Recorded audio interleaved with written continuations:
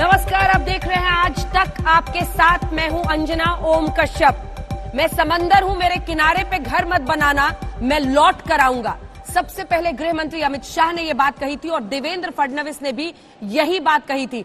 और बीजेपी ये कहती भी है कि मी पुनः येईन, यानी मैं लौटूंगा, और यही हो रहा है। क्या देवेंद्र आने वाले हैं? इसी पर हमारी हलचल इस वक्त आपको सीधे लिए चलते हैं मुंबई, जहां से हमारी सहयोगी पौलमी हमारे साथ जुड़ रही है, क्योंकि देवेंद्र फडणवीस के घर के बाहर हलचल है। माना जा रहा है आज देर रात या फिर कल सुबह वो शपथ ले सकते हैं। शहजाद पूनावाला लगातार हमारे साथ बने हुए हैं, शिवसेना की भी तरफ से प्रवक्ता हमारे साथ जुड़ेंगे। लेकिन बड़ी खबर इस वक्त की आपको बता रहे हैं, नई सरकार को लेकर फडणवीस के घर पर हलचल तेज है। तांता है इस वक्त लोगों का, जो नए बादशाह के आगमन के लिए एक तरह से वहां पर जुट रहे हैं। पौलमी, बताया जा रहा है बीजेपी के बड़े नेता उनके घर पर पहुंच रहे हैं, अहम बैठक है। क्या शहजाद आप इस बारे में कुछ बता सकते हैं? शपथ ग्रहण आज होने वाला है, कल होने वाला है, क्या जानकारी देंगे बीजेपी की तरफ से? फडणवीस जी तैयार तो दिख ही रहे हैं, फूल माला गुलदस्ता सब कुछ है। देखिए, महाराष्ट्र को देव की बहुत जरूरत है। देव का मतलब है D for development, E for ensuring. और अगर इन नेताओं को आप पहचानते हो तो वो भी जरा बता दें। बीजेपी के कुछ वरिष्ठ नेता दिख रहे हैं अंदर जाते हुए। शहजाद जी, देखिए ऐसा है कि जहां तक सवाल है, भारतीय जनता पार्टी का बहुत ही स्पष्ट भूमिका है कि हमें महाराष्ट्र की जनता को 2.5 साल से जो नुकसान हुआ है उसकी भरपाई के लिए एक स्थिर सरकार, एक स्टेबल सरकार, एक स्ट्रांग सरकार, एक स्वच्छ सरकार देनी है। और इसीलिए हमारे नेताओं के बीच चिंतन होगा। अब संवैधानिक प्रक्रियाओं को शॉर्ट सर्किट नहीं किया जा सकता। पहले महामहिम राज्यपाल जो सबसे बड़ा दल है उसको न्योता देंगे, और यदि वो न्योता देते हैं, जब वो न्योता देते हैं तब हमारी पार्टी का शीर्ष नेतृत्व किस प्रकार से महाराष्ट्र की जनता के हित के लिए वहां पर स्थिर और स्टेबल सरकार दे सकता है, इसका विकल्प तराशेगा। और वो तराशने के बाद उसके बाद आगे की प्रक्रियाएं होंगी। तो इसी बैठक में दावा पेश करने पर फैसला होगा, ये हम माने? देखिए, मुझे लगता है कि अभी जो बैठक हो रही है महाराष्ट्र के आगे के हित के लिए किस प्रकार से, जो सबसे ज्यादा जरूरी है कि बहुमत वाली स्थिर सरकार कैसे बनाई जा सकती है, कैसे महाराष्ट्र को अस्थिरता से बचाया जा सकता है, इसके ऊपर निश्चित चिंतन होता है, होता रहता है। और महाराष्ट्र बीजेपी इसके लिए कटिबद्ध है। ठीक है, दुबे जी भी डटे हुए हैं वहां से, कह रहे हैं कि समझ कर चल रहे हैं। एक बार दूध पिया था गरम गरम, उसके बाद अब छाछ भी फूक फूक कर पी रहे हैं, जब सुबह सवेरे अजीत पवार के साथ शपथ ले ली थी। लेकिन दुबे जी, आज आप जितना भी कह लीजिए, इतनी मुसीबत में आप फंसे हुए हैं, अपने ने धोखा दिया कह लीजिए, जो भी कह लीजिए, लेकिन विचारों की एक बहुत बड़ी लड़ाई एकनाथ शिंदे भी लड़ रहे हैं। और ये ऐसा नहीं कि अभी हुआ है, आप लोगों ने आंखें बंद रखी। अगर एकनाथ शिंदे को 1 महीने पहले आपने मुख्यमंत्री पद दिया था तो क्यों दिया था सर? इसीलिए दिया था ना कि वो कह रहे थे कि विचारों से समझौता हो रहा है। अंजना जी, 2019 में अगर भारतीय जनता पार्टी हमारी बात मान लेती और 2.5 साल के मुख्यमंत्री पर सहमति बन जाती तो एकनाथ शिंदे तो उसी दिन मुख्यमंत्री बन जाते, क्योंकि उद्धव जी ने कह दिया था कि मैं एक शिवसैनिक को मुख्यमंत्री बनाऊंगा, और सर्वसम्मति से सब चाहते थे कि नहीं ठीक है, अगर किसी नेता कोई बनाना है तो एकनाथ शिंदे को बनाइए, ये आपके बड़े प्रिय हैं, छोटे भाई समान हैं और बहुत ही वर्षों से आपसे इनका नाता है। तो मुख्यमंत्री का पद तो बीजेपी ने उनसे 19 में ही छीन लिया। और दुर्भाग्य देखिए कि एकनाथ शिंदे और उनके साथ जो ये बागी मंत्री गए हैं, ये बनेंगे क्या? ये बनेंगे फिर वही मंत्री। तो इन्होंने क्या पाया है, क्या खोया है? एक कमेंट करने दीजिए, एक कमेंट करने दीजिए। आज आनंद जी, आपका आनंद देखकर मन बड़ा खुश हो रहा है। एक आदित्य ठाकरे भी थे, कल इस्तीफा देते वक्त मुस्कुराते हुए नजर आ रहे थे। एक आप बहुत ही आनंदमय स्वरूप में दिख रहे हैं। लेकिन सच्चाई ये भी तो है कि एक दुर्भाग्य आपके दरवाजे पर भी खड़ा है। आपने जिस गठबंधन के भरोसे सोचा कि आप सरकार बना लेंगे, उसी गठबंधन की वजह से आज ये हाल न सिर्फ सरकार का हो रहा है बल्कि शिवसेना का हो रहा है। क्या मजबूरियां नहीं थी? क्या कॉमन मिनिमम प्रोग्राम के तहत आपको हिंदुत्व पर हर कदम पर समझौता नहीं करना पड़ रहा था? अंजना जी, कभी नहीं करना पड़ा। आप इन 2.5 साल के कार्यकाल को देखेंगे तो कभी समझौता नहीं करना पड़ा। हमने कभी हिंदुत्व नहीं छोड़ा। हाँ, हमने अपने पुराने एक मित्र को छोड़ा जो सर्टिफिकेट बांटते फिरते हैं हिंदुत्व का, बस वही एक दुख का कारण रहा और उसी का घात लगाकर बैठे। हमें तो अपनों ने लूटा और गैरों में कहाँ दम था, हमारी कश्ती वहां डूबी जहां पानी बहुत कम था। तो हमें किसी बात की ग्लानि या चिंता नहीं है। हमने जिस प्रकार कांग्रेस और राष्ट्रवादी ने हमें साथ दिया, समर्थन दिया, कल आदरणीय उद्धव जी ने को जन्म दे दिया है। कल आदरणीय उद्धव जी ने उनका शुक्रिया भी किया। लेकिन दुख तो उस बात का है कि जो पार्टी 28 साल हमारे साथ रही वो हमें समझ नहीं पाई और वो हमें समाप्त करने के लिए हर वो संभव कोशिश कर रही है, ठीक है, कर रही थी। लेकिन हम भी तो डटे हुए हैं अंजना जी, हिम्मत तो नहीं हारा है। ठीक है, जल्दी से एक जवाब। देखिए, मैं मुशायरा तो मैं आनंद जी की तरह मुशायरा तो कर नहीं सकता, शायरी कर नहीं सकता, परंतु मुझे बाला साहेब ठाकरे जी का वो बयान, वक्तव्य याद आता है कि मैं अपनी दुकान, उनके शब्द थे, मैं अपनी दुकान बंद कर लूंगा पर हिंदुत्व से समझौता कांग्रेस पार्टी और एनसीपी के साथ हाथ मिलाकर नहीं करूंगा। ये उनके शब्द थे। अब हो सकता है कि आज जो टीपू जयंती मनाते हैं और जिन्होंने वीर सावरकर जी को तिलांजलि दे दी है, त्याग दिया है, वो मुशायरा भी करते हैं, परंतु उनको बाला साहेब ठाकरे जी की तीखी और कठोर बात याद नहीं है। और यही तो दिक्कत है कि बाला साहेब ठाकरे जी और आनंद दिघे जी के विचारों को छोड़कर शिवसेना शरद की सेना और कभी सोनिया की सेना बनी रही और इसलिए आज मुशायरे पर उतर आई। अपनों को संभाल नहीं पाए दुबे जी। ब्रिजमोहन जी भी हमारे साथ जुड़ गए एनसीपी की तरफ से, लेकिन अपनों को संभाल लेते, डैमेज कंट्रोल कर लेते तो ऐसी नौबत थोड़ा ना आती। अब बार बार आप बीजेपी को कोस रहे हैं, लेकिन हिंदुत्व का मुद्दा था और आपने खुद साबित किया जब 3 शहरों का नाम आपने संकट के बीच आखिरी दिन आखिरी कैबिनेट की बैठक में किया। दूसरा, अगर अपने ही थे तो फिर आप बार बार कहते हैं ईडी का उनको खतरा था। ऐसे काम ही क्यों किए आपके लोगों ने कि उनको ईडी का खतरा बने? ये बहुत सारे गंभीर सवाल हैं और आपको भी सोचना पड़ेगा कि शिवसेना का भविष्य क्या होगा। जल्दी से लिए चलते हैं आपको आशुतोष मिश्रा, हमारे सहयोगी इस वक्त गोवा से हमारे साथ जुड़ रहे हैं, जहां पर तमाम विधायकों की। शिंदे जी किस मूड में दिखाई दे रहे हैं? लेकिन उससे पहले जरा सुना देते हैं उद्धव ठाकरे ने जो बयान बीते दिन दिया था इस्तीफा देते हुए सोशल मीडिया पर, सुनिए। मुख्यमंत्री पद सोडण्याची खंत अजिबात नाहीये, कारण मुळामध्ये माझी तशी इच्छा होती नव्हती हे तुम्हाला माहिती आहे. तुम्ही चांगलं ठाकरे कुटुंबियांना चांगलं ओळखता. आज मी आपल्या सगळ्यांच्या समोर मुख्यमंत्री पदाचा देखील त्याग करत आहे. पण म्हणतात ना की एखादी गोष्ट चांगली चालू असली तर त्याला दृष्ट लागते. आता कोणाची दृष्ट लागली हे आपण जाणताच. पुन्हा एकदा नवीन भरारी मारणारे सगळे जे काही तरुण तरुणी आणि माझ्या माता भगिनी आहेत त्यांना सोबत घेऊन एक नवीन शिवसेनेची वाटचाल. नवीन म्हणजे शिवसेना तीच आहे, शिवसेना आपलीच आहे. शिवसेना कधीही आपल्यापासून कोणी हिरावून घेऊ शकत नाही. हे एक लोकशाहीचं दुर्दैव आहे की या लोकशाहीमध्ये फक्त डोक्याचा वापर हा मोजण्यासाठी होतो, कोणाकडे किती बहुमत आहे, कोणाकडे किती संख्या आहे. मला त्याच्यामध्ये रस नाहीये. मी यापूर्वीच तुम्हाला सांगितलेलं आहे की माझ्या विरोधामध्ये कोण आहेत, किती आहेत, मला त्याच्यात अजिबात रस नाही. शिवसेनेने राजकीय जन्म दिला, शिवसेना प्रमुखांनी मोठं केलं, साऱ्या शिवसैनिकांनी त्यांना मोठं केलं. त्या शिवसेना प्रमुखांच्या पुत्राला मुख्यमंत्री पदावरून खाली खेचण्याचं पुण्य यांच्या पदरात जर पडत असेल तर ते पुण्य त्यांच्या पदरात पडू द्या. मग त्यांच्या पदरात पुण्य पडत असेल तर यांच्यावरती विश्वास ठेवला हे पाप माझं आहे. आज मी आपल्या सगळ्यांच्या समोर मुख्यमंत्री पदाचा देखील त्याग करत आहे. मी माझ्या विधान परिषद सदस्यत्वाचा सुद्धा राजीनामा देतो आहे. मी काही घाबरणारा नाही, मी डरणारा नाही. मुख्यमंत्रीपद सोडण्याची खंत अजिबात नाहीये, कारण मुळामध्ये माझी तशी इच्छा होती नव्हती हे तुम्हाला माहिती आहे. तुम्ही चांगलं ठाकरे कुटुंबियांना चांगलं ओळखता. कोण रिक्षावाले, कोण टपरीवाले, अगदी तुम्हाला आश्चर्य वाटेल काही हातबट्टीवाले सुद्धा, त्यांना शिवसेना प्रमुखांनी चांगल्या मार्गावरती आणलं.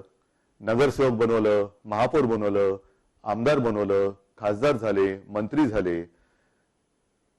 मोठी झाली माणसं मोठी झाली आणि मोठी झाल्यानंतर ज्यांनी आपल्याला मोठं केलं त्यांनाच विसरायला लागली. तो उद्धव ठाकरे ने इस्तीफा देते हुए जो कुछ कहा था वो सब आपने सुन लिया है. आदित्य ठाकरे भी बीती रात उन्होंने बात की हमारे सहयोगी मौसमी सिंह से, सुनिए क्या कहा. मैडम बाजूला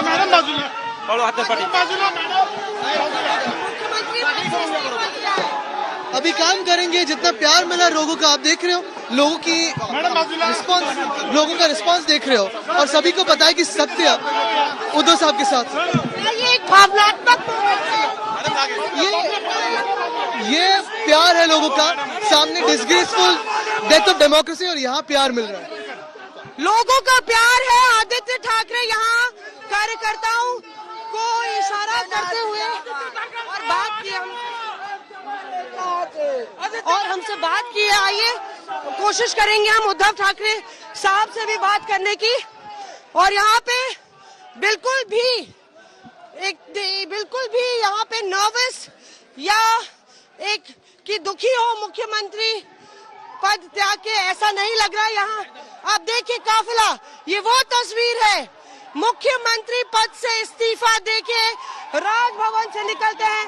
यहाँ पे आप देखिए मंदिर है जो कि काफी प्रसिद्ध है और यहाँ पे काफिला उनका निकल रहा है, हम आगे नहीं आएंगे।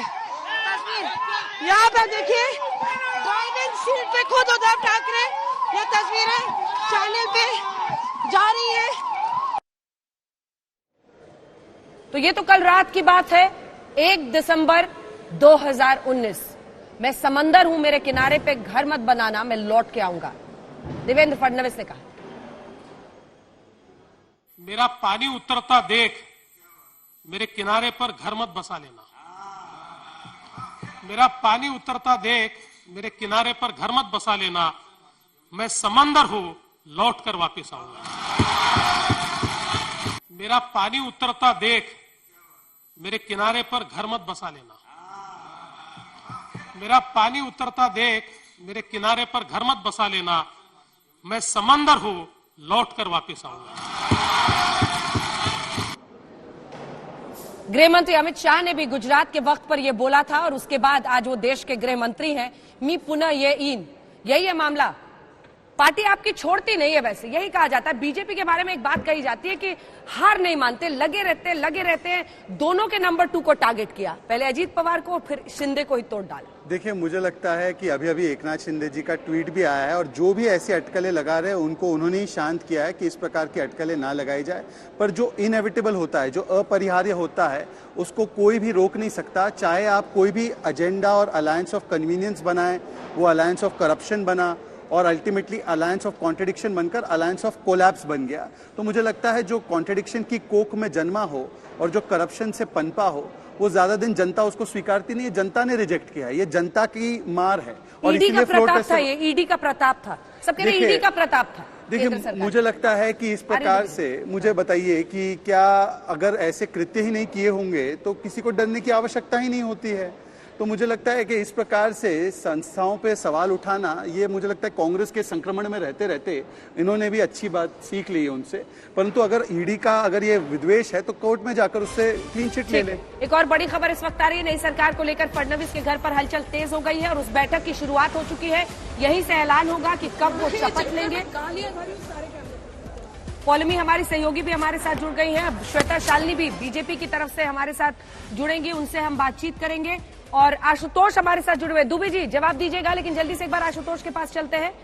अब की बार ताज होटल, रेडिसन ब्लू और रेडिसन ब्लू के बाद ताज होटल, मतलब ली मेरिडियन, उसके बाद रेडिसन ब्लू, अब ताज पणजी। क्या खबर वहां से?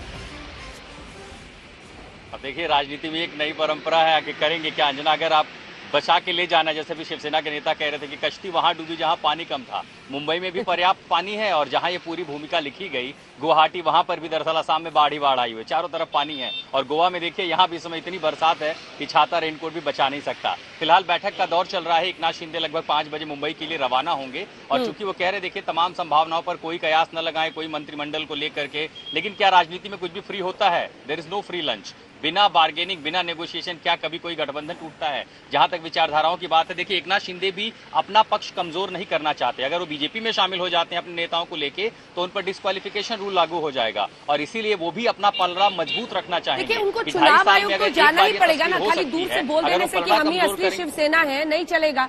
ऐसे में क्या इस पर कोई पहल नहीं दिख रही है? क्या इस पर कोई जवाब आ रहा है? चुनाव आयोग क्यों नहीं जा रहे? क्योंकि जब भी इस तरह से कोई पार्टी टूटती है और वो लंबी लड़ाई होगी अंजना। देखिए वो लंबी लड़ाई होगी। 11 तारीख को कोर्ट में अगली सुनवाई है। अगर वो पहले दावा करे और उसके बाद जो स्पीकर होंगे पहले वो उनको रिकॉग्नाइज तो करें कि हाँ सदन के अंदर जो है शिवसेना के नेता यही है और असली शिवसेना यही है। जब वो दावा करेंगे, उस दावे को ही लेकर के तो शिवसेना, आपको याद है जब उद्धव ठाकरे ने राष्ट्रीय कार्यकारिणी बुलाई थी तब एक खबर आई थी कि अगर इन्होंने नाम पर दावा किया तो वो चुनाव आयोग का दरवाजा खटखटाएगी। तो पहले ये दावा तो करें। जब तक औपचारिक कागजी तरीके से नहीं आता, समर्थन की चिट्ठी नहीं आती, तब तक वो रास्ता अभी बंद है। एक सेकंड, आपको टोक रही हूं, बड़ी खबर आ रही है। पौलमी हमारे साथ जुड़े हैं। फडणवीस के घर पर बीजेपी की अहम बैठक है। क्या इसी बैठक में पौलमी ये तय होगा कि सरकार बनाने का दावा कब पेश करेंगे, कब शपथ लेंगे? सब कुछ यहीं से खाका बन रहा है। कौन कौन पहुंच रहा है पौलमी? जी अंजना, इस वक्त वो कोर ग्रुप की जो मीटिंग है देवेंद्र फडणवीस के घर पर वो शुरू हो चुकी है और इसी बैठक में जैसा कि आप बता रही हैं ये तय होगा कि कब आप गवर्नर की तरफ, गवर्नर हाउस की तरफ रुख करेंगे और कब वहां पर जाकर आप दावा ठोकेंगे। उन्हीं डिटेल्स पर इस वक्त चर्चा हो रही है। इस मीटिंग में इस वक्त बीजेपी इंचार्ज जो महाराष्ट्र के प्रभारी हैं वो पहुंच चुके हैं, सीटी रवि पहुंच चुके हैं, जो खास जो एमएलएज हैं और नेता हैं, गिरीश महाजन है या फिर मंगल प्रभात लोढ़ा है जो मुंबई बीजेपी प्रेसिडेंट हैं, ये सारे पहुंच चुके हैं। प्रवीण दरेकर जो एकदम करीबी माने जाते हैं देवेंद्र फडणवीस की, जो कोर ग्रुप जिसे कहलाता है, जिनको कहलाते हैं, वो आए हुए हैं इस वक्त इस मीटिंग में। अंजना बिल्कुल, लेकिन एक इससे पहले जरूर देवेंद्र फडणवीस दिल्ली आए और उन्होंने गृह मंत्री अमित शाह से लेकर उन्होंने बीजेपी अध्यक्ष जेपी नड्डा से मुलाकात की थी। लेकिन अब लग रहा है जैसे देवेंद्र फडणवीस को केंद्रीय नेतृत्व ने वहां पर फ्री हैंड दे दिया है और जिस तरह से आंकड़ा और सब कुछ आगे बढ़ रहा है वो फैसले ले रहे हैं अपने नेताओं के साथ आगे के लिए। जी, जो एकदम जो माइन्यूट डिटेल्स जो नेगोशिएशन थे वो अंजना वो खुद देवेंद्र फडणवीस इस वक्त लीड कर रहे हैं। दिल्ली का जरूर एक ये है, इसमें एक पार्टिसिपेशन है क्योंकि सीटी रवि मौजूद है इस बैठक में। सीटी रवि जो इलेक्शन जो इंचार्ज है, स्टेट इंचार्ज है महाराष्ट्र के, वो इस वक्त मौजूद है इस मीटिंग में। तो वो इस वक्त एक तरह से दिल्ली के रिप्रेजेंटेटिव है इस मीटिंग में और सारे डिटेल्स जो है वो इस वक्त तय किए जा रहे हैं कि कब जाना है गवर्नर के पास और किस तरह से आगे जो बात है वो क्या होगी। क्या विधायक दल का नेता चुना जाएगा, वो स्टेक अपना पेश करेंगे, दावा पेश करेंगे सरकार बनाने के लिए, उसके बाद राज्यपाल बुलाकर फिर शपथ कराएंगे? पौलमी, एक मीटिंग जो है वो दूसरे गुटों के साथ भी होगी, जो कोalition पार्टनर्स बनेंगे बीजेपी के साथ, उनके साथ होंगे और वो एक तरह से देवेंद्र फडणवीस को अपना नेता चुनेंगे। तो उसके बाद जो है देवेंद्र फडणवीस सबका जो लेटर ऑफ सपोर्ट जो होगा, समर्थन का जो लेटर होगा, वो लेकर जाएंगे गवर्नर हाउस की तरफ। देवेंद्र फडणवीस जो है वो बीजेपी के नेता ऑलरेडी है, लीडर ऑफ ऑपोजिशन है, लेजिस्लेटिव पार्टी के लीडर है बीजेपी के। तो जो अगला मीटिंग जो होगा वो सारे गुट के साथ जो दूसरे नेता होंगे, कोalition पार्टनर्स, उनके साथ होगा। जी, देवेंद्र फडणवीस बन सकते हैं महाराष्ट्र के अगले मुख्यमंत्री। कैसा मंत्रिमंडल उनका होगा बता रही है हमारी सहयोगी चित्रा। क्या नई सरकार बन सकती है महाराष्ट्र में? बड़ा सवाल इस वक्त कायम है। आपको बता दें कि अगर इस तरह की परिस्थिति बनती है, सरकार नहीं बनी, तो फिर क्या होगा? विधानसभा के भीतर मौजूद रहकर हम आपको सूत्रों से जो जानकारी सामने आई है एक एक करके आपको बताने जा रहे हैं। मेरे दाहिनी तरफ मुस्कुराता हुआ देवेंद्र फडणवीस का चेहरा आप देख रहे हैं, उनके पीछे हैं एकनाथ शिंदे। देवेंद्र फडणवीस क्या फिर से बनेंगे मुख्यमंत्री और एकनाथ शिंदे हो जाएंगे उनके डिप्टी? इस तरह की खबरें हैं। हालांकि इसको लेकर अभी कयासों का दौर भी है, लंबी प्रक्रिया है, लेकिन हम आपको बताने जा रहे हैं कि आखिर भारतीय जनता पार्टी की ओर से क्या ऑफर किया गया है। सूत्र जो जानकारी दे रहे हैं, अगर एकनाथ शिंदे डिप्टी सीएम बनते हैं तो माना जा रहा है एकनाथ शिंदे गुट के लोगों में से 29 को मंत्री पद सौंपा जा सकता है, जिसमें से 8 कैबिनेट मंत्री, 5 राज्य मंत्री होंगे। 29 मंत्री पद कुल होगा, लेकिन 8 कैबिनेट और 5 राज्य मंत्री शिंदे गुट को सिर्फ दिया जा सकता है। यह बड़ी जानकारी निकलकर सामने आई है, जिनमें शिंदे गुट से मंत्री हो सकते हैं दादा भूसे, लगातार अपनी बातें रखते हैं वो सामने। गुलाबराव पाटिल, इनको भी मंत्री बनाया जा सकता है। संदीपन भूमरे, इनको भी अहम जिम्मेदारी दी जा सकती है। ये सारे शिंदे गुट के हैं। उदय सामंत, इनको भी माना जा रहा है कि अहम पोर्टफोलियो दिया जा सकता है। लगातार इन लोगों से बातचीत भी की गई। अब्दुल सत्तार, शंभूराव, ये तमाम वो चेहरे हम आपको दिखा रहे हैं। अब्दुल सत्तार के घर पर हम सब ने आपको दिखाया भी था कि किस तरह से तोड़फोड़ की तस्वीरें भी सामने आई थी। शिंदे गुट के ये तमाम वो चेहरे हैं। राजेंद्र पाटिल, जिनको मंत्री बनाया जा सकता है, इस तरह की जानकारी सामने आई है। राजेंद्र पाटिल को भी अहम जानकारी दी जा सकती है। बच्चू काडू, जो कि प्रहार जनशक्ति पार्टी के हैं, यानी कि ये शिंदे गुट में शामिल जरूर हैं लेकिन शिवसैनिक नहीं है, प्रहार जनशक्ति पार्टी के हैं।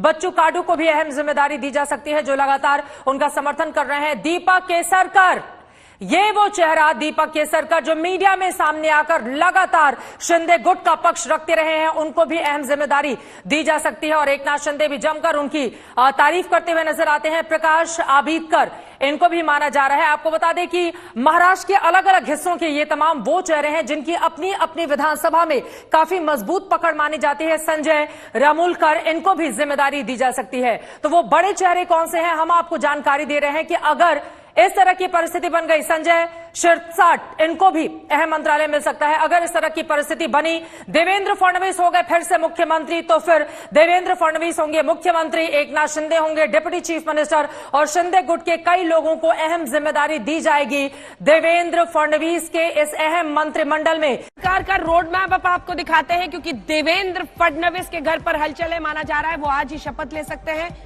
शिंदे के 12 विधायकों को मंत्री पद दिया जा सकता है।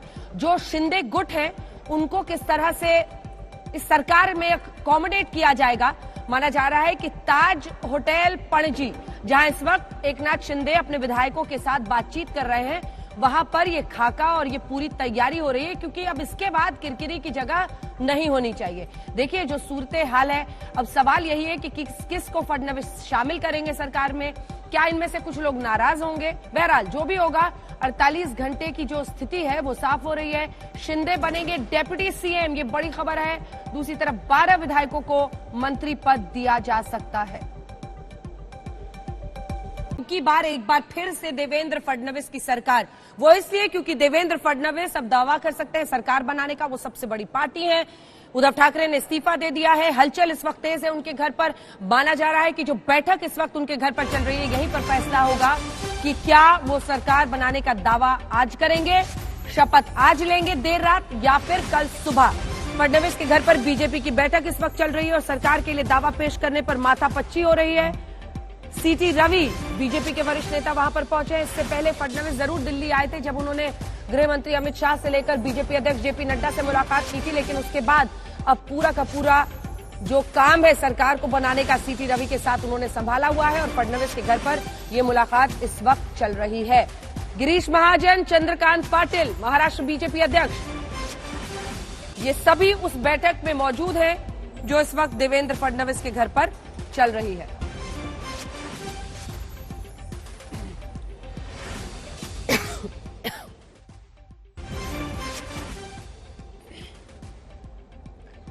ये अलग अलग तस्वीरें हम आपको दिखा रहे हैं। एक तरफ कैबिनेट की बैठक के बाद कल देर रात जब फ्लोर टेस्ट के लिए कह दिया सुप्रीम कोर्ट ने, उसके बाद सोशल मीडिया पर इस्तीफा दिया उद्धव ठाकरे ने और अब आ गई है देवेंद्र फडणवीस की एक बार फिर से बारी।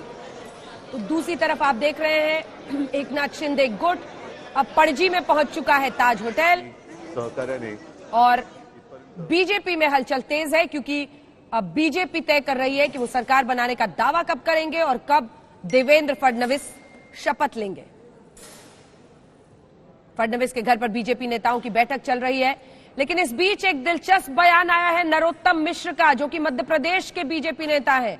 उन्होंने कहा है कि ये हनुमान चालीसा का ही इफेक्ट है कि 40 विधायक चल गए शिवसेना से।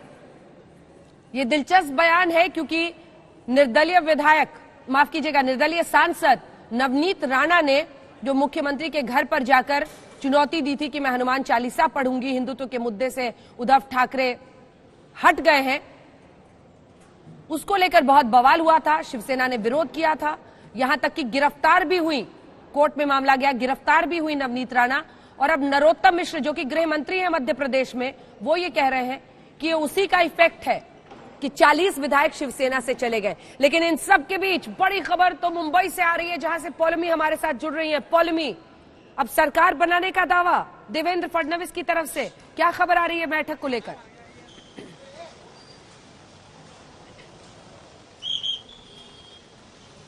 अंजना, हम ये बता सकते हैं कि इस वक्त जो है, आप देख सकते हैं, अजय को मैं कहूंगी कि विजुअल्स पे बस रहे हैं, विजुअल्स जो बता रहे हैं कि मीटिंग जो है इस वक्त शुरू हो गई है। कोर ग्रुप की, बीजेपी कोर ग्रुप की मीटिंग इस वक्त शुरू हो गई है। देवेंद्र फडणवीस के घर पर चंद्रकांत पाटिल जो महाराष्ट्र बीजेपी प्रेसिडेंट है वो आ चुके हैं। सीटी रवि जो बीजेपी के इलेक्शन इंचार्ज है महाराष्ट्र स्टेट के लिए वो आ चुके हैं। मंगल प्रभात लोढ़ा, प्रवीण दरेकर और इस वक्त जो हम बता सकते हैं ये जो गाड़ी जो बैक करके निकली है इस वक्त इस बंगले से जो आपके स्क्रीन पर थी वो इंडिपेंडेंट एमएलए रवि राणा की गाड़ी थी। रवि राणा भी इस वक्त देवेंद्र फडणवीस के घर पहुंच चुके हैं। तो जो कोर ग्रुप की मीटिंग है इस वक्त चल रही है और इसमें यही तय किया जा रहा है कि कौन जाएगा आगे दावा ठोकने।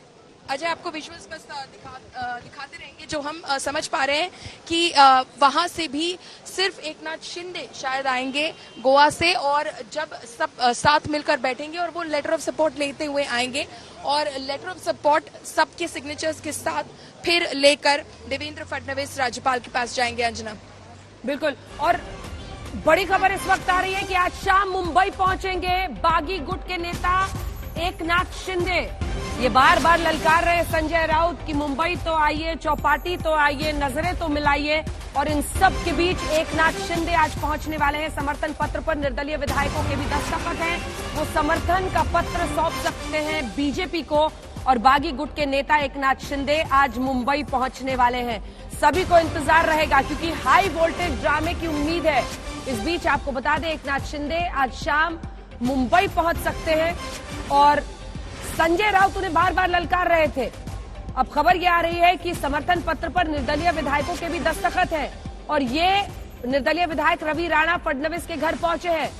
पॉलोमी कुल मिलाकर अब ये एकनाथ शिंदे का मुंबई आना, उनका विधायकों की तरफ से समर्थन का पत्र भी सौंपा जा सकता है यहां पर और जो तस्वीर बनती जा रही है उस पर जल्दी से वहां से क्या खबर बताएंगे आप। रवि राणा भी पहुंचे। देखिए अभी अभी नवनीत राणा का हम लोगों ने जिक्र किया और रवि राणा भी पहुंचे वहां।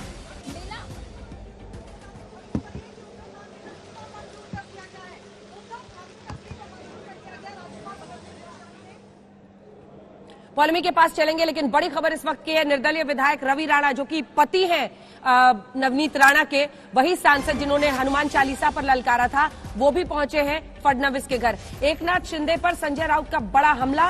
उन्होंने कहा है अगर हमारे साथ रहते उसी वक्त हम इन्हें मुख्यमंत्री बना रहे थे। अगर बीजेपी ने 2.5 साल के फॉर्मूले को मान लिया होता तो उस वक्त संजय राउत उद्धव ठाकरे नहीं बल्कि एकनाथ शिंदे ही मुख्यमंत्री बनते। सीएम का पद तो आपको यही मिलता। कल के आए लोग मुझे दोषी ठहरा रहे हैं, संजय राउत ने कहा। सुनिए उनसे ये खास बातचीत।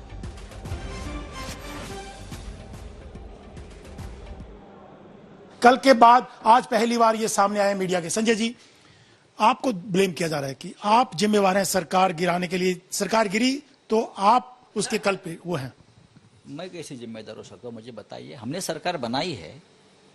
हाँ, अभी जब सरकार बनी थी महाविकास आघाड़ी की तब भी मुझे जिम्मेदार ठहराया।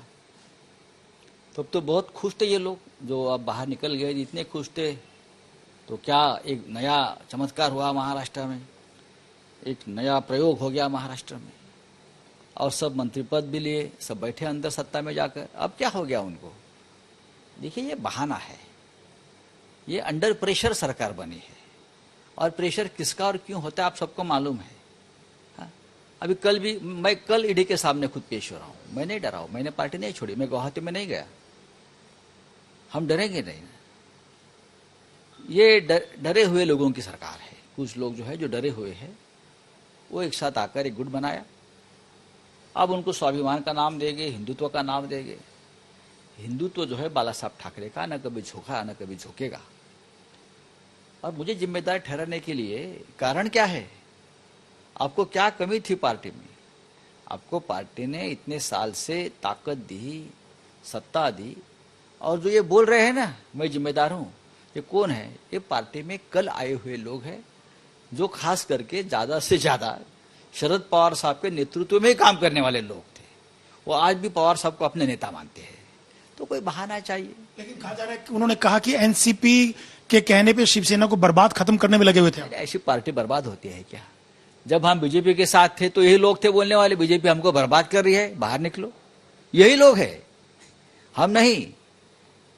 जब बीजेपी के साथ हमारा गठबंधन था इतने सालों से, तो जब सरकार में शामिल हुए फडणवीस साहब के, तो यही लोग, अरे ये एकनाथ शिंदे जी ने त्यागपत्र दिया था कि बीजेपी हमारे कार्यकर्ताओं के ऊपर अत्याचार कर रही है, हमारी पार्टी बढ़ने से रोक रही है, इसलिए जाहिर ओपन रैली में एकनाथ शिंदे जी ने त्यागपत्र दिया मंत्री पद का। मैं मंत्री परिषद में बैठकर क्या करूं अगर शिवसैनिकों के ऊपर अत्याचार हो रहा है?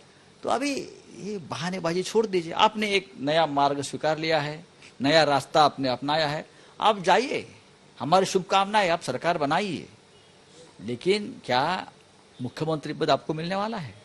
वो तो शिवसेना में ही मिल सकता था आपको, बाहर कोई नहीं देगा। ना नारायण राणे जी को मिला, ना छगन भुजबल जी को मिला, ना गणेश नाइक को मिला, छोड़कर चले गए। सबकी पॉलिटिकल करियर खत्म हो गई बाद में। देखिए ये पार्टी बहुत बड़ी है, कैडर बेस है। ये मुख्यमंत्री पद, मंत्री पद, सत्ता, उसके लिए पार्टी नहीं बनी। हाँ, मिलता है तो हम स्वीकारते हैं, नहीं तो छोड़ देते हैं। कल छोड़ दिया, हमने कोशिश भी नहीं की बचाने की। जब सर्वोच्च न्यायालय का निर्णय आ गया तो हमें पता चला कि सब कुछ सेट है, तो क्या बात करना है। नहीं, पर आप तो कहते कब तक रहोगे, गुवाहाटी में आना पड़ेगा, चौपाटी में।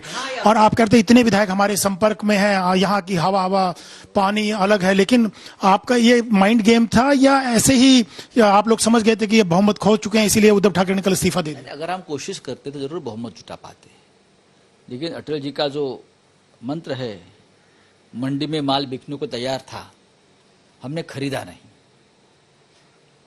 ऑलरेडी लोगों को किसी ने खरीद लिया है, वापस हम मार्केट में जाकर खरीदना अपने ही लोगों को, ये हमारे तत्व में नहीं बैठता है। अब तक चौपाटी में आए नहीं है ना, आने तो दो, नजरों से नजर तो मिलाइए, फिर देखेंगे कितने रहते हैं और कितने भागते हैं। आपने कहा 40 जिंदा लाशें, तो क्या वो कह रहे कि ऐसी लैंग्वेज, ऐसे बयान, उसकी वजह से नुकसान हुआ, ऐसी उस वजह से नाराजगी हुई? आप हिंदी भाषा के जानकार हो। जिंदा कौमें, जिंदा लाशें, ये शब्द का कभी हिंदी या मराठी साहित्य में इस्तेमाल नहीं हुआ है। राम मनोहर लोहिया ने कहा है, जिंदा कौमें 5 साल तक इंतजार नहीं करती। ऐसे आप देखिए कितने काव्य में जिंदा लाशों का उल्लेख है। ये लोग समझ नहीं पाते, उनका कभी साहित्य से संबंध नहीं आया है। तो जिंदा लाशें क्या है? आपका जमीर मर चुका है, इसलिए आप जिंदा घूमने वाली लाशें हैं। आप मुंबई में आकर क्या करोगे? आपने कहा कि आने दीजिए, चौपाटी में भी आए नहीं, तो क्या होगा? क्योंकि आपने कहा था कि यहाँ देख लेंगे हम लोग, तलवारें चलेंगी, सड़कों पे लड़ाइयां होंगी, सड़कों पे सैनिक उतरेंगे, आग लग जाएगी। तो आप क्या कहना चाह रहे हैं कि चौपाटी में आए तब देखेंगे? भाई आइए कि एक तो सड़क पर शिवसैनिक गांव-गांव में जहां से ये लोग चले गए हैं, वहां गांव-गांव में शिवसैनिक सड़क पर उतरे हैं। लेकिन हमने कहा कि शांतता, शांति, हमको सबको सबक सिखाना है, सबको चुनाव में घर बिठाना है। हमारा काम चल रहा है। पार्टी है हमारी, कागज पर नहीं है, सिर्फ पार्टी जमीन पर है। हमारी पार्टी हवा में नहीं है, हमारी इंटरनेशनल पार्टी नहीं है, हमारे गांव की पार्टी है, शहर की पार्टी है। तो संजय राउत ये चुनौती देते हुए, दूसरी तरफ बागी मंत्रियों को बड़ा तोहफा मिलने वाला है। श्वेता शालिनी जी, अब वहां पर 40 शिवसेना के विधायक हैं। बृजमोहन जी, इसके बाद फौरन आपके पास आऊंगी। श्वेता जी, कैसे संभालिएगा सबको? जो ये घूम रहे हैं, सूरत टू गुवाहाटी, गुवाहाटी टू पणजी, सबको मंत्री पद देना पड़ेगा, खुश रखना पड़ेगा। बड़ी चुनौती होगी मिस्टर फडणवीस के सामने, शिंदे साहब के सामने। ऐसा है अंजना जी, सबसे सर्वप्रथम तो मुझे आपके शो पर बुलाने के लिए बहुत बहुत धन्यवाद। दूसरी चीज, अभी मैं संजय राउत जी की भाषा सुन रही थी, उनकी भाषा से तो हम सब वाकिफ ही हैं। आप देख ही सकते हैं कि स्वयं दीपक केसरकर जी, जो कि पिछले 2014 के मंत्रिमंडल में मंत्री थे, उन्होंने आकर कहा कि उद्धव जी आज इस हालात में इसलिए हैं क्योंकि उनके सलाहकार गलत रहे, उनके सलाहकार गलत रहे। और ये सलाहकार और कोई नहीं, संजय राउत जी स्वयं थे। देखिए, जाते जाते भी देर आए दुरुस्त आए। हिंदुत्व क्या छोड़ी उद्धव जी ने, उनके हाथ से सब कुछ छूट गया। मंत्री तो गए, शिवसेना तो गई, कहीं ना कहीं जो थोड़ी बहुत नैतिकता बात थी वो तक उन्होंने छोड़ दी जब 22 तारीख को वो फेसबुक लाइव पे आए और इस्तीफा नहीं दिया। ठीक है श्वेता जी, मैं लौट रही हूँ। बृजमोहन जी, बार बार देखिए, जिस गठबंधन ने उनको सीएम बनाया, उसी की मजबूरियां ऐसी निकली कि अब सरकार गिर गई आप लोगों की। कल तक आप भी बोल रहे थे सर नहीं होगा, कुछ नहीं होगा, लेकिन आंकड़े थे, दिख रहा था सब कुछ। देखिए अंजना जी, एक बात आप समझिएगा, राजनीति में अंतिम क्षणों तक प्रयास करना होता है, कोई गारंटी नहीं होती किसी चीज की। हाँ। और आखिरी तक जो प्रयास नहीं करते हैं उनको राजनीति में रहना भी नहीं चाहिए। पलायनवादिता राजनीति का अंग नहीं है, जहां तक मैं समझता हूँ। राजनीति का मतलब है संघर्ष करना और अंतिम क्षणों तक कोशिश करना। वो हम लोग कर रहे थे। तो सत्ता जाने के बाद सब बोलते ही हूँ। मैं सवाल चेंज करके आपसे पूछती हूँ, सवाल चेंज करके पूछती हूँ कि आप लोगों की वजह से उद्धव ठाकरे जी की मुख्यमंत्री पद की कुर्सी चली गई। हम लोगों की वजह से? अंजना जी, शिंदे जी यही कह रहे थे ना कि एनसीपी कांग्रेस को हटाओ तो हम साथ रहेंगे। देखिए आप लोगों की हिंदुत्व के खिलाफ का जो एक पूरा कॉमन मिनिमम प्रोग्राम था, वही मजबूरी बन गई उद्धव की। ये कहना बिल्कुल गलत है कि हिंदुत्व के खिलाफ, ये शब्द निकाल दिए। खिलाफ जैसा कुछ नहीं है। इस मुल्क में हिंदुत्व के खिलाफ की बात कौन करेगा? हाँ, ये बात जरूर है कि जीत की बलिहारी होती है, तो अभी जीत की बात चल रही है। जब आज से 2.5 साल पहले जब हम लोग आए थे, उस समय हमारी जीत की बलिहारी। एक सेकंड आपको टोक रही हूँ आशुतोष, जल्दी बताइए, जल्दी बताइए। पणजी से प्रो लगा रहे थे तब क्या हो गया था ब्रिजमोहन जी? प्रेस कॉन्फ्रेंस भी करेंगे एक नाथ शिंदे, और इस बीच महाराष्ट्र से जो उनके समर्थक हैं उनकी एक टोली यहाँ पहुंच गई। अब यहाँ देखिए, गुवाहाटी में भी पोस्टर लग रहे थे, सूरत में पोस्टर लग रहे थे। अब एक नाथ शिंदे के जो समर्थक है वो यहाँ पर पहुंचे। आइए थोड़ा सा आगे आइए, बताइए क्या पहुंचे हैं, क्या मंशा लेकर के आए हैं यहाँ पर? हम सब महाराष्ट्र से आए। हम हिंदू हृदय सम्राट सरसेनापति बाळासाहेब ठाकरे के हम सब चाहने वाले, हम शिवसैनिक हैं। हमें आज भी लगता है कि शिंदे साहब और उद्धव साहब एकत्र एक साथ रहेंगे। लेकिन अब तो रास्ते अलग हो गए ना, अब तो वो दूसरी सरकार का हिस्सा बनने जा रहे हैं। अभी वो देखो, उन्होंने जो रास्ता अपना है उनके हिसाब से तो अच्छा होगा, क्या होगा। और हमको लगता था कि तो बाला साहेब ठाकरे के वो हिंदुत्व को आगे लेकर चले, कौन सा भी मुख्यमंत्री हो, ताकि ये कि हिंदुत्व आगे लेकर। बताइए कि जब सरकार का हिस्सा बनना चाहिए तो मुख्य शिंदे साहब किस पद पर होने चाहिए? कहाँ देखते हैं आप लोग उनके समर्थक होने के नाते? शिंदे साहब जो मुख्यमंत्री पद को ही देखने चाहते हैं, जो शिवसेना का मुख्यमंत्री चाहिए। ऐसा हमारा हिंदुत्व। कहाँ से इतनी महत्वाकांक्षाएं? मुख्यमंत्री तो फडणवीस शायद शपथ लेंगे। देखिए उद्धव जी की मजबूरी, जल्दी से एक सेकंड, जल्दी से एक आनंद जी सिर्फ एक लाइन का कमेंट दीजिएगा, वक्त खत्म हो चुका है। क्या उद्धव जी की सबसे बड़ी मजबूरी यही गठबंधन नहीं बन गया जिसकी वजह से ऐसी नौबत आई? अंजना जी, जो कभी हमारे घर में सरताज हुआ करते थे, आज वो गैरों के यहाँ मोहताज हुआ करते हैं। अभी वो शिवसैनिक कह रहे थे कि एक नाथ शिंदे मुख्यमंत्री बनने चाहिए। क्या मिलेगा भारतीय जनता पार्टी के पास? आपको तो पीछे पीछे ही घूमना पड़ेगा। और रही बात महागठबंधन की, महाविकास आघाड़ी की, देखिए ऐसा है कि जो एक नाथ शिंदे 19 में सीएम बनते, उनको तो इन्होंने ही रोक रखा और पूरी जिंदगी सिर्फ एक लाइन जिंदगी सीएम नहीं बन पाएंगे। अंजना जी, कम से कम ऐसा मुख्यमंत्री मिलेगा जो सब लोगों से मिलेगा, जिसके दरवाजे खुले रहेंगे, जो लोगों से, अपने विधायकों से मिलने से मना नहीं करेगा। आशुतोष के साथ सपोर्टर्स है शिंदे के, वो अभी से पिच कर रहे हैं कि उनको मुख्यमंत्री बनना चाहिए। किया है कि उन्होंने अभी तक बीजेपी को अप्रोच नहीं किया है, उनको अप्रोच करने दीजिए, हम सबको न्याय देंगे और न्याय के कारण ही संवैधानिक तरीके से ही हम आशुतोष एक लाइन से, आशुतोष सिर्फ एक लाइन। अंजना बस एक सवाल आप चाहिए, पैनल ये सवाल पूछे खासकर शिवसेना की तरफ से भी और जो बीजेपी की तरफ से भी हैं कि एक नाथ शिंदे की ओर से ये कहा जा रहा है कि आप जो भी मंत्रालय बता रहे इतने लोगों का पोर्टफोलियो, इस पर कयास ना उड़ाएं। चिंता तो उन्हें इस बात की होगी कि 40 साथ खड़े हैं, अगर 12 को अकोमोडेट किया जाएगा तो बाकी कहाँ जाएंगे? और अभी से कयास नाम सामने आ गए तो बाकियों को संभालेंगे कैसे? अंदेशा तो उन्हें पहले भी होगा, लेकिन बहरहाल अब स्थिति यह है कि एक नाथ शिंदे वहां तैयार है। बागी जो है 12 विधायक, उनको मंत्रिमंडल में बम्पर तोहफा मिल सकता है मंत्रिमंडल का। तो दूसरी तरफ देवेंद्र फडणवीस के घर पर फैसला होगा। आज रात शपथ लेंगे, दावा कब ठोकेंगे सरकार बनाने